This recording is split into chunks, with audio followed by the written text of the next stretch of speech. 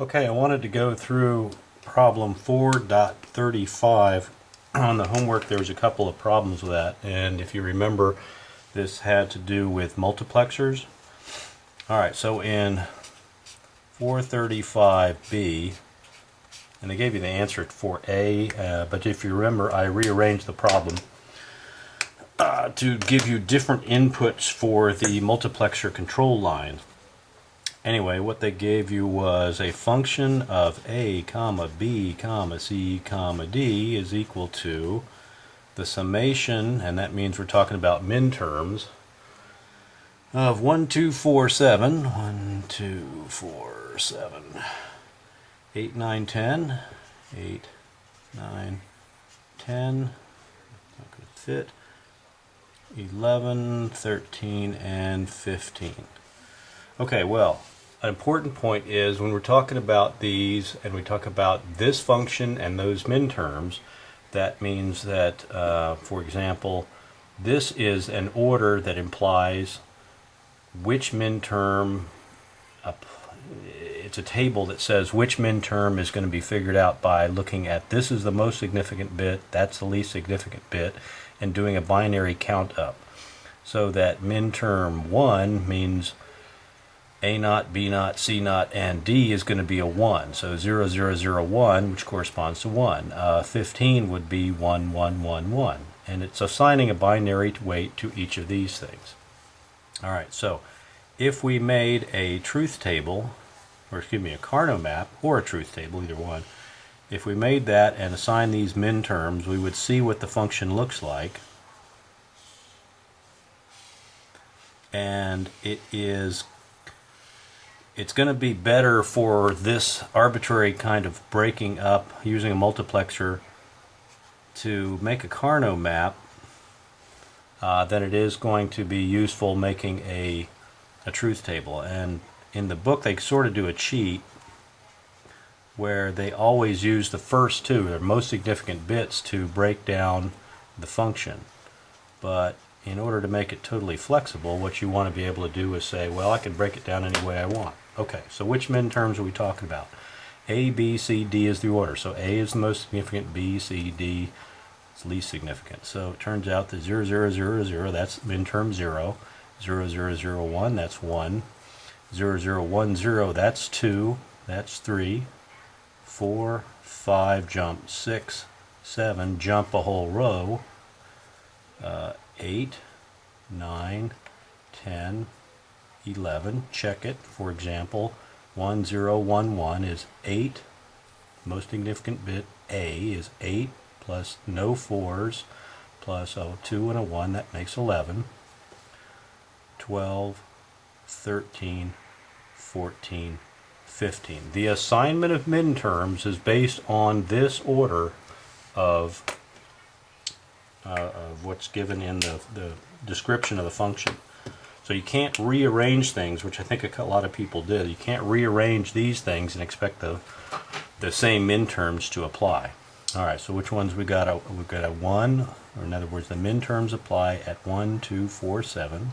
1, 2, 4, 7, 8, 9, 10, 11. Boom. 10 and 11. 13 and 15. 13 and 15. Okay, and everything else is going to be 0. So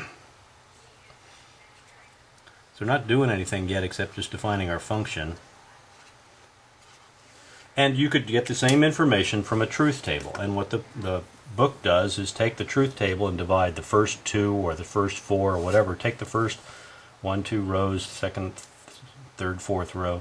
They'll divide up the truth table by saying, well, the first 2 rows have, in the case of a truth table, the first 2 rows will have A, B, and C the same, and the second 2 rows will have A, B, and C the same. And D changes each time you go down a truth table. Go 0, 1, 0, 1, 0, 1, 0, 1, but A, B, and C change more slowly. So if you take the most significant bits and use them to control your MUX, which is what's dividing up your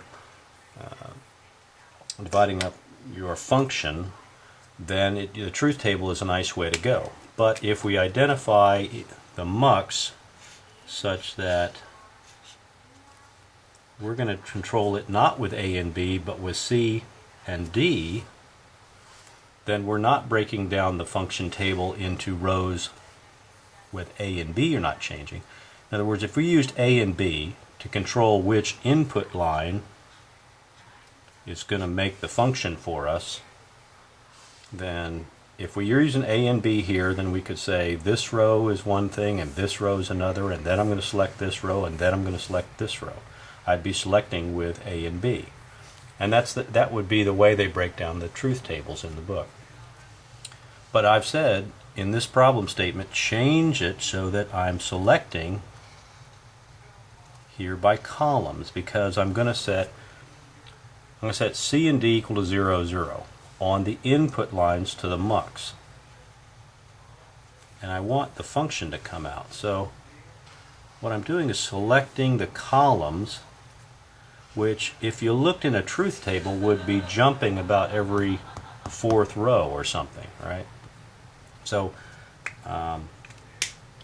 you got to pay attention to what our inputs here are, and you actually also have to keep track of which one's the most significant bit and which is least.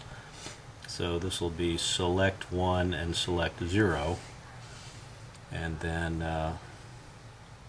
what I'll have N3 down to N0 here.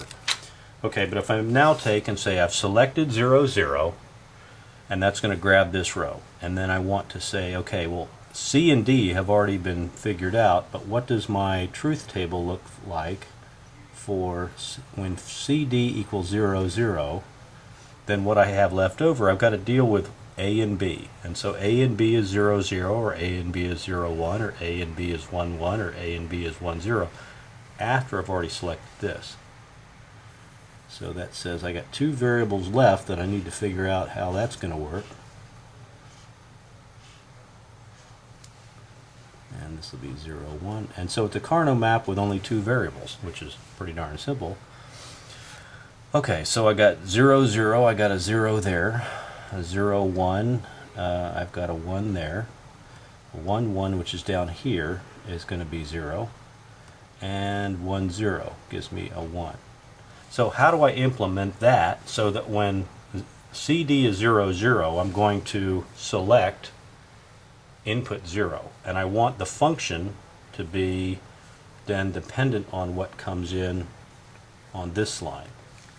Okay, so I need to be able to write my function knowing that CD is already 0, 0.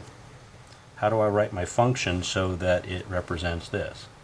Well, if you look at this, it's if you recognize it, what this is, A exclusive OR B. So if I put A exclusive OR B, and I won't draw the gates, but A exclusive OR B, if that's still in frame, pretty close. There it goes. A exclusive OR B, if that goes in there, then when C and D are equal to 0, 0, this column is selected, A exclusive OR B goes in here. Okay, so I've got to pay attention to how did I break up my function. I'm breaking it up into different pieces. Same sort of thing. If CD equals 0, 1, I'm going to be looking at this column, and what I get is same thing. A, B, 0, 1, 0, 1, 1, 0, 1, 1.